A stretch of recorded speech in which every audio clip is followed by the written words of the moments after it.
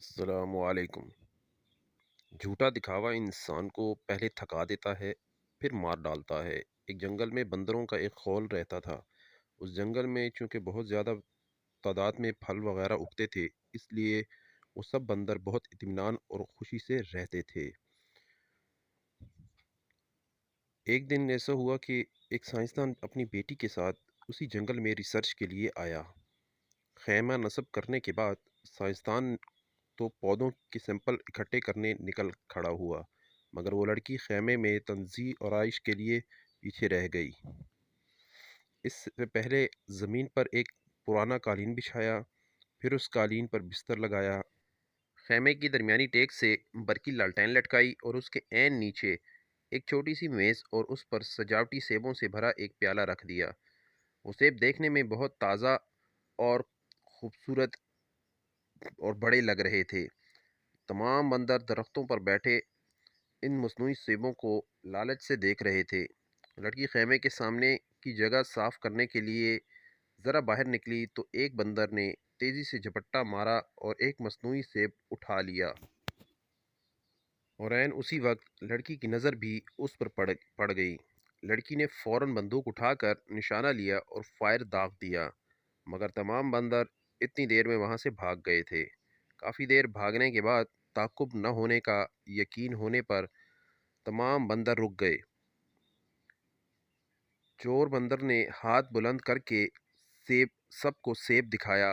سب بندر حیرت سے اس بندر کو دیکھنے لگے اور اس کو خوش قسمت گردان کرنے لگے کہ اسے ایسا اچھا سیب مل گیا، اور کوشش کرنے لگے کہ ایک بار اس مصنوعی سیب کو ہاتھ لگا کر دیکھ سکیں۔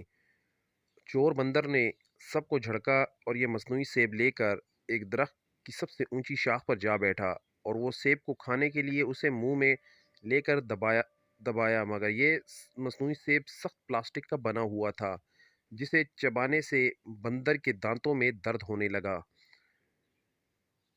دو تین بار کوشش کی، مگر ہر بار اسے درد ہونے لگا، اور وہ دن چور بندر نے اسی شاخ پر بیٹھے بھوکے رہ کر گزارا۔ اگلے دن وہ نیچے اترا اور دوسرے تمام بندر اسے احترام سے دیکھنے لگے، کیونکہ اس وقت بھی اس کے ہاتھ میں وہ مصنوعی سیب تھا۔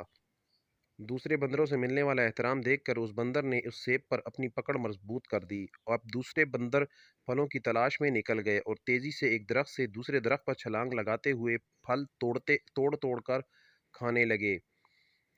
چور بندر کے ایک ہاتھ میں چونکہ مصنوعی سیب تھا، اس لیے وہ درختوں پر نہیں چڑھ سکا، مگر وہ سیب بھی ہاتھ سے چھوڑنا نہیں چاہتا تھا، اس لیے وہ سارا دن بھوکا پیاسا رہا، اور یہی سلسلہ اگلے کچھ دنوں تک چلتا رہا۔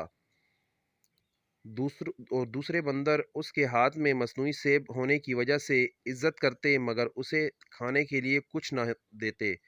بھوک سے بے حال وہ بندر اتنا نڈھال ہو چکا تھا کہ اس کے آخری وقت نظر آنے لگا۔ اس نے ایک بار پھر اس سیب کو کھانے کی کوشش کی، مگر اس بار بھی نتیجہ مختلف نہ تھا۔ کے دانت اس مرتبہ بھی درد کر رہے تھے۔ چور بندر کو اپنی آنکھوں کے سامنے درختوں سے لٹکے ہوئے پھل نظر آ رہے تھے، مگر اس میں اتنی ہمت نہ تھی کہ وہ ان درختوں پر چڑھ سکتا۔ آہستہ آہستہ اس کی آنکھیں ہمیشہ کے لیے بند ہو گئیں۔ جان نکلتے ہی اس کی گرفت مصنوعی سیب پر ڈھیلی ہو گئی، اور وہ مصنوعی سیب اس کے ہاتھ سے نکل کر گر گیا۔ شام کو باقی بندر آئے۔ انہوں نے مرے ہوئے بندر کی لاش پر کچھ آنسو بہائے، افسوس کیا اور اس کی لاش کو پتوں سے ڈھانپ دیا۔